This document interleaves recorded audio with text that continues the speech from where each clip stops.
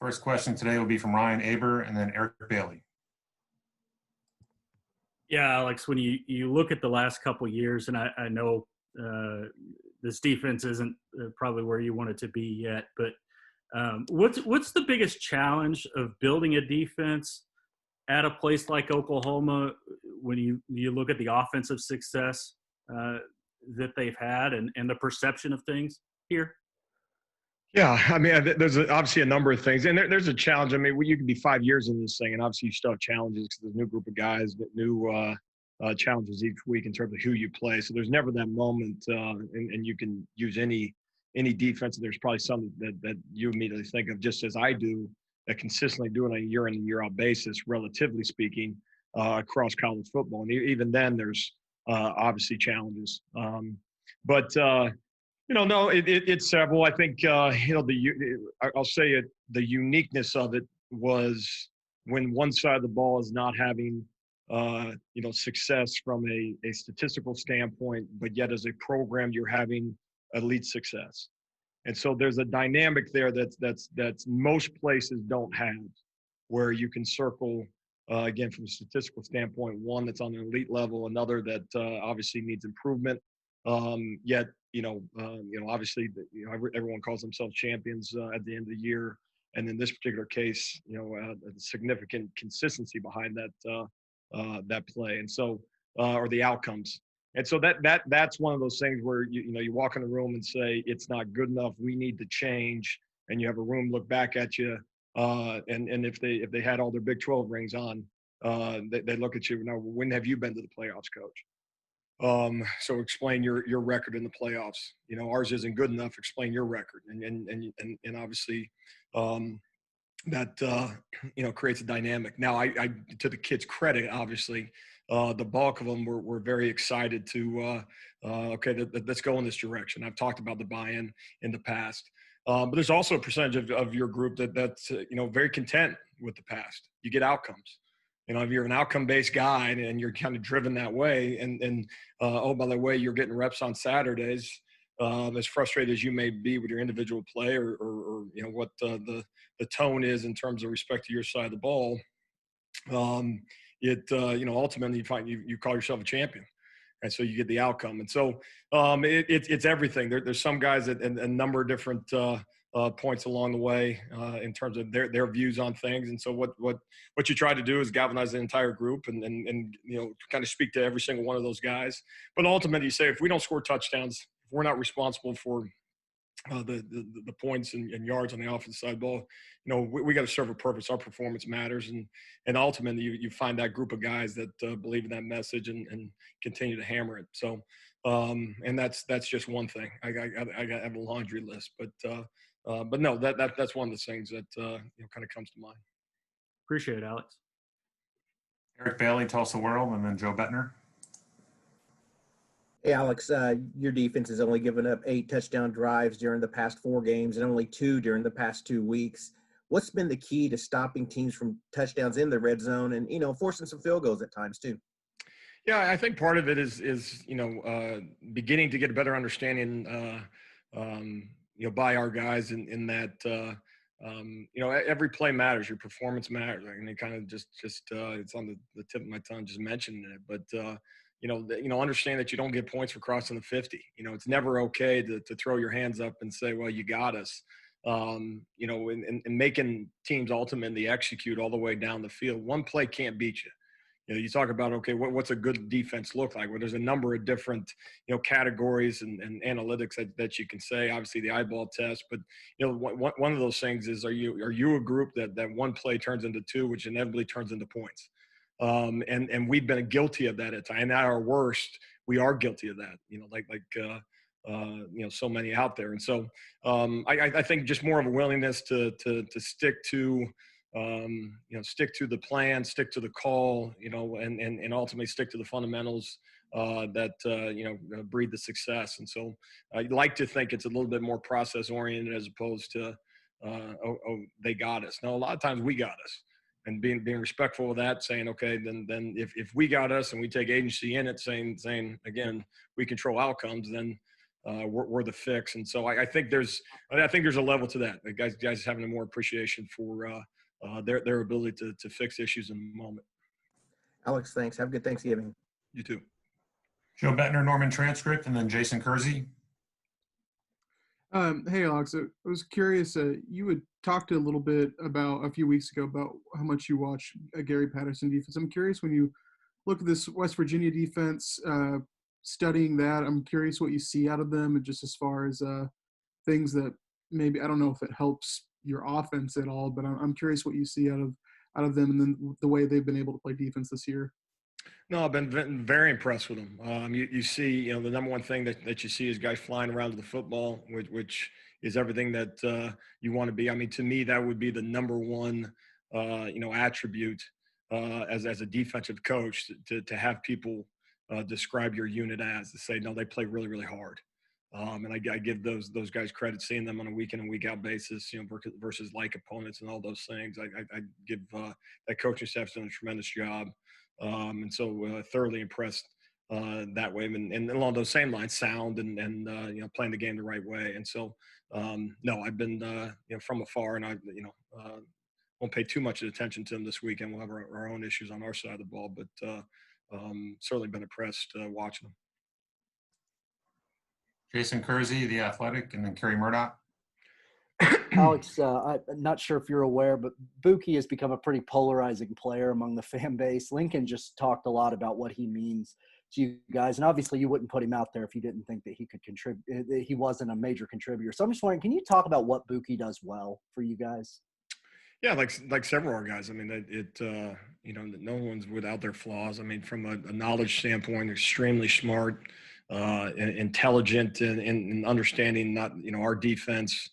One of the things we talk about all the time is not losing the down before the ball is snapped, getting lined up, all the motions and shifts and all that stuff. Making sure a lot of times, when we talk about a nickel position along with the safeties, there's not much movement that an offense can do that they're not involved with. And so major challenges where you place your eyes and all those things. And so, there's a trust element of things to make sure that, guys are putting themselves in position to, again, give us a shot every single down. Has shown well in coverage. Again, it's you cover slot receivers and you do so from a press position a large percentage of the time. You're not going to win every battle. But a good energy guy in that, and again, certainly like anything, and we don't need to go through everybody's flaws. I got plenty of my own, but on the same token, I had a poor play last week in terms of an emotional deal that's going to cost him because it cost us. And so there's, ramifications for that, and we handle that and move on. But there's certainly a guy that's played a lot of football here at Oklahoma and has made plays for us in the past. Thanks, Alex. Okay, Kerry Murdoch, Sooner Scoop, and then John Hoover. Alex, it's becoming more and more apparent that you've got young guys that are, contributing for you.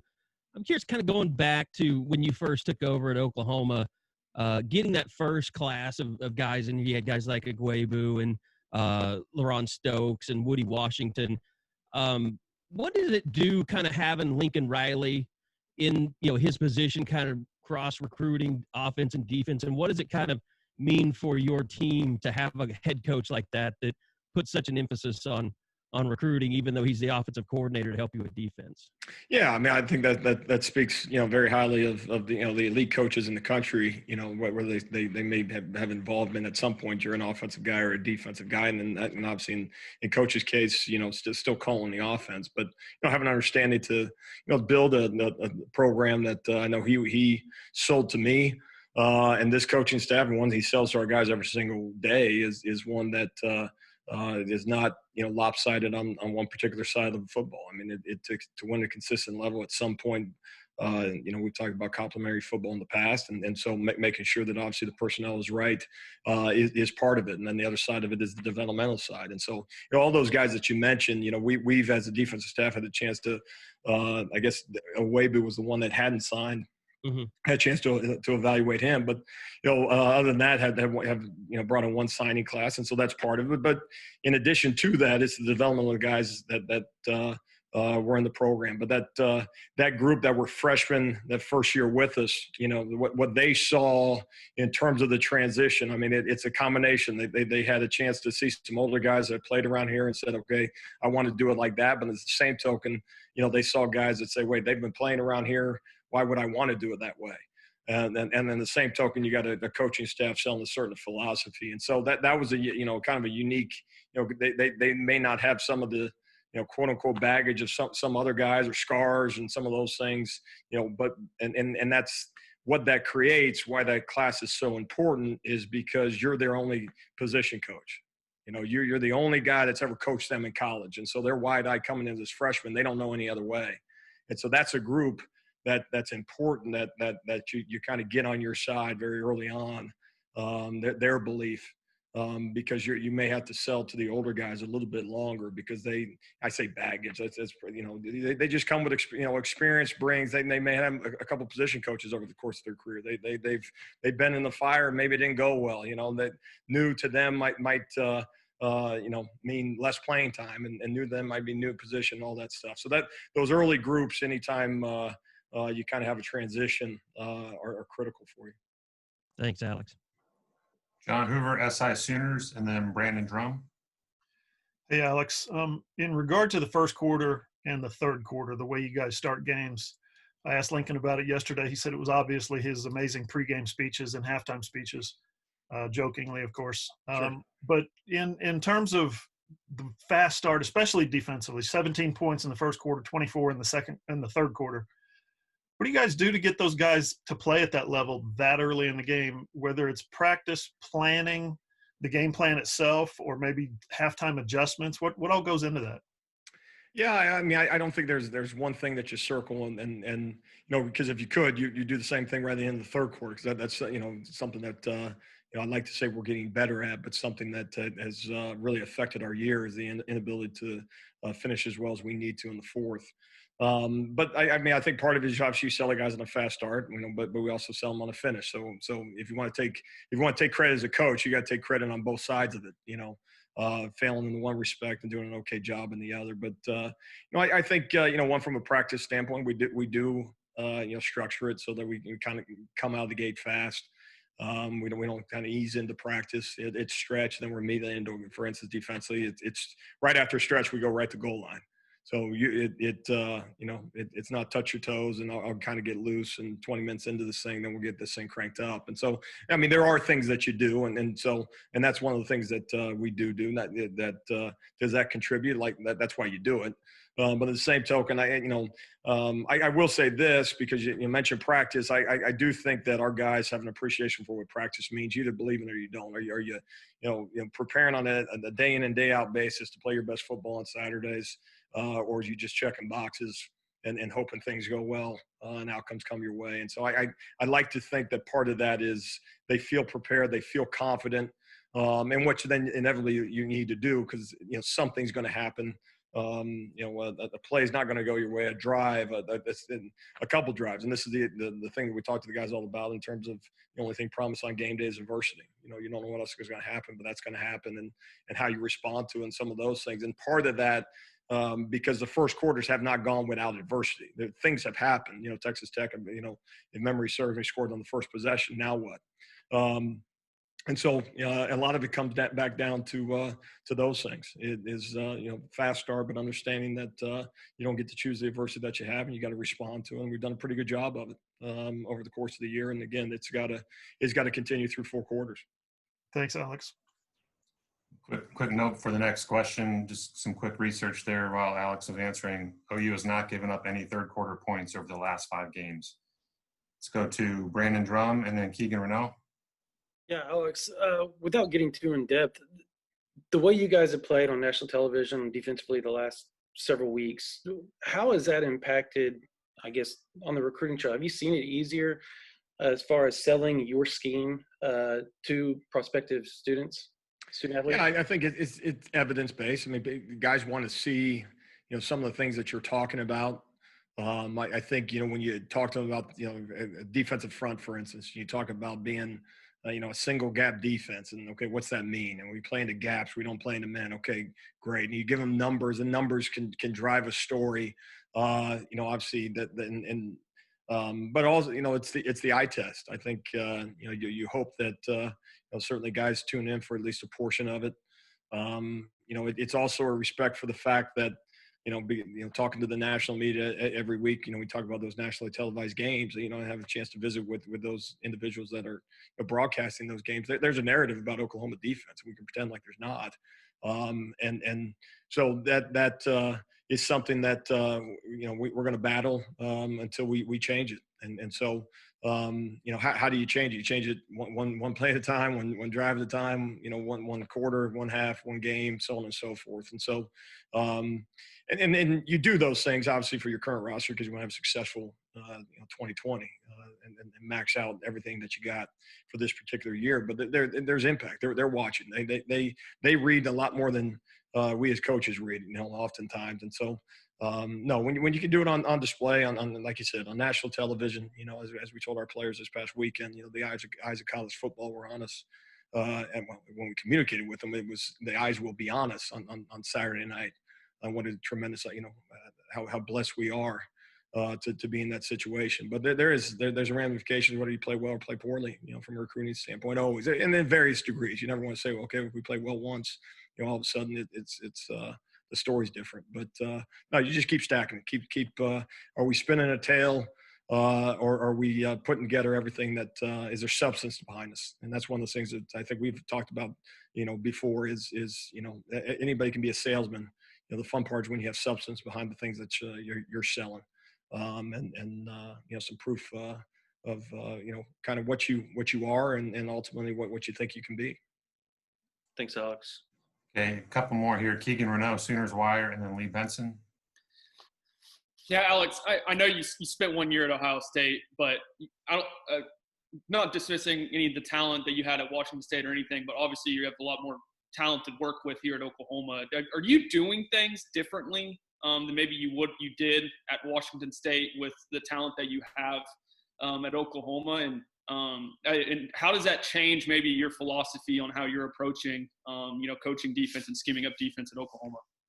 Yeah, no, it's probably more similar. And then part of that is just, what's the structure of your defense? Does it have to be 3 down, 4 down? And we base this package out of the idea that we could be either, right? And that's the idea of being, multiple. Are you covering grass or are you covering men? And that's a philosophy, and you just got to make a decision. You can do a little bit of both, but can you get good at both? And so, one of the things that, again, going back to the time of Washington State was we want to take away space. And so we're not going to cover grass, we're going to cover men. And that's an aggressive approach in the secondary. Are you going to play in the men in the front or are you going to play in the gaps? Again, how do you want to do it? Again, out of what front? Do you want to do it blitzing? Do you want to do it with 4 down, so on and so forth? No, we said we want to create negative plays and we want to do it in our front. So the core philosophy in terms of the defense is not, what coverage do we run the most. But with that, what coverages, we're running, if you took a guy off our defenses at Washington State, they'd probably laugh if they showed up to practice, and they'd probably jump right into it, which it's designed to be that way, so you can get the cumulative impact. So a guy that was a starter, played last year for us, walks into a Tuesday practice today, and week 9 of his second year, despite not an off season, and it's not a new install. And so we designed it that way. But point being is, can you, if you can get pressure with 4, does that, give you an opportunity to maybe look at some things on the back end in terms of, coverages and those things. And that's more based less on, the particular school that you're at, but that's your current roster, and every week kind of,